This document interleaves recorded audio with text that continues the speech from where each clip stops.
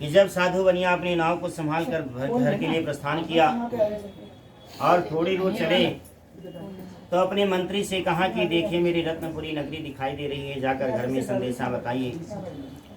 उस समय कन्या कलावती लीलावती भगवान श्री सत्यनारायण की कथा सुन रही थी और मंत्री ने आदेशानुसार जाकर के लीलावती को प्रणाम किया। कहा सेठ जी नगर के किनारे पहुंचने बहुत सारी धन संपत्ति लेकर आ रही हैं। तो उस समय लीलावती ने कन्या कलावती से कहा, हे बेटी तुम पूजन समाप्त करके आना, मैं पति के दर्शन के लिए जाती। लीलावती ने तो पति के दर्शन के लिए पहुंच गई, लेकिन कन्या कलावती ने भगवान का न पूजन किया न भगवान का प्रसाद खाया। और कन्या कलावती लीलावती दोनों पति के दर्शन के लिए जब बाहर पहुंची तब तक नाव नगर के किनारे पहुंच गई। भगवान विष्णु फिर से रुष्ट हो गए तो साधु बनिया के दामाद को नाव को नगर के किनारे पहुंच करके जल में डुबा दिया। यही कथा आपको याद आ गई थी, इसलिए बीच में रोक दिया। जब जल में डुबा दिया तो उस समय कन्या कलावती लीलावती विलाप करने लगी। कन्या कलावती ने अपने पति को पादुका को गोद में लेकर के विलाप किया।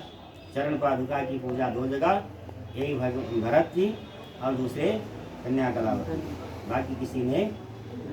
चारों वेद 18 पुराण में कहीं नहीं हुआ। ठीक, तो जब अपने पति के पादुका को गोद में लेकर के विलाप किया और कन्या कलावती को लीलावती ने गोद में लेकर विलाप किया, साधु बनिया भी रोने लगे। ना जाने कौन से देवता का ऐसा प्रकोप हुआ जिसके कारण नाव के साथ दामाद ही पानी में लुप्त हुआ। तो उस समय भगवान विष्णु की आकाशवाणी हुई, हारे का सहारा मेरा सामहारा। जब आदमी हर जगह हार जाता है, हाथ खड़े कर देता है, तो कहते हैं महाराज अब आते हैं। वैसे नहीं आते, जब तक अपनी ताकत लगाओगे तब तक कोई नहीं आने वाला। तो जब ठाकुर जी की जब भी कृपा हुई, जब साधु बनिया भी रोने लगे तो आकाशवाणी हुई और आकाशवाणी से आवाज हुआ कि हे साधु, तुम्हारी पुत्री ने प्रसाद का परित्याग किया है, इसलिए पति अदृश्य हुआ। घर में जाकर के भगवान श्री सत्यनारायण की कथा सुनी, भगवान का प्रसाद ग्रहण करेंगे, पति के दर्शन होंगे, नाव की रक्षा होगी, धन धान की वृद्धि होगी। साधु बनिया ने आकाशवाणी सुन करके घर में जाकर के भगवान श्री सत्यनारायण की कथा सुनी। कन्या कलावती को घर भेजा। कन्या कलावती ने भगवान का प्रसाद खाया, भगवान का पूजन किया। इसके बाद साधु बनिया घर में आकर के बंधु बांधवों को बुलवाया, भगवान श्री सत्यनारायण की कथा सुनी। प्रत्येक महीने पूर्णिमा, अमावस्या, संक्रांति, एकादशी पर्वों पर भगवान श्री सत्यनारायण की कथा सुनते रहे।